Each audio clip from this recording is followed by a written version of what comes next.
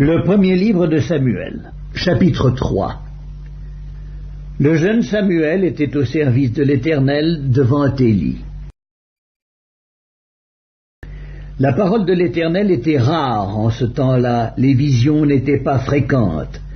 En ce même temps, Élie, qui commençait à avoir les yeux troubles et ne pouvait plus voir, était couché à sa place. La lampe de Dieu n'était pas encore éteinte et Samuel était couché dans le temple de l'Éternel où était l'arche de Dieu. Alors l'Éternel appela Samuel. Il répondit, « Me voici. »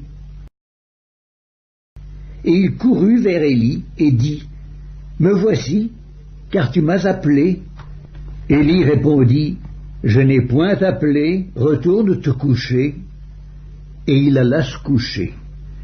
L'Éternel appela de nouveau Samuel, et Samuel se leva et alla vers Élie, et il dit, « Me voici, car tu m'as appelé. » Élie répondit, « Je n'ai point appelé, mon fils, retourne te coucher. » Samuel ne connaissait pas encore l'Éternel, et la parole de l'Éternel ne lui avait pas encore été révélée.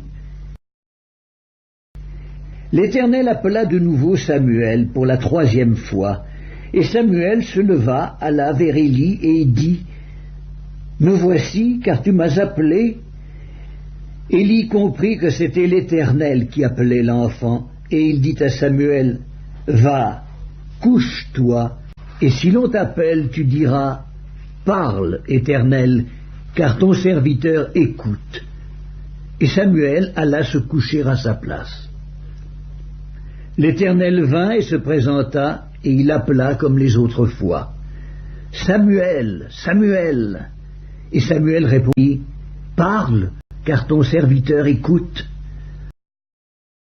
Alors l'Éternel dit à Samuel, « Voici, je vais faire en Israël une chose qui étourdira les oreilles de quiconque l'entendra. En ce jour j'accomplirai sur Élie tout ce que j'ai prononcé contre sa maison. Je commencerai et j'achèverai. Je lui ai déclaré que je veux punir sa maison à perpétuité à cause du crime dont il a connaissance et par lequel ses fils se sont rendus méprisables sans qu'il les ait réprimés. C'est pourquoi je jure à la maison d'Élie que jamais le crime de la maison d'Élie ne sera expié, ni par des sacrifices, ni par des offrandes. » Samuel resta couché jusqu'au matin, puis il ouvrit les portes de la maison de l'Éternel. Samuel craignait de raconter la vision à Élie, mais Élie appela Samuel et il dit, « Samuel, mon fils. » Il répondit, « Me voici. » Et Élie dit, « Quelle est la parole que t'a adressée l'Éternel? Ne me cache rien. Que Dieu te traite dans toute sa rigueur si tu me caches quelque chose de tout ce qu'il t'a dit. » Samuel lui raconta tout sans rien lui cacher. Et Élie dit, « C'est l'Éternel qu'il fasse ce qui lui semblera bon. » Samuel grandissait. L'Éternel était avec lui et il ne laissa tomber à terre aucune de ses paroles.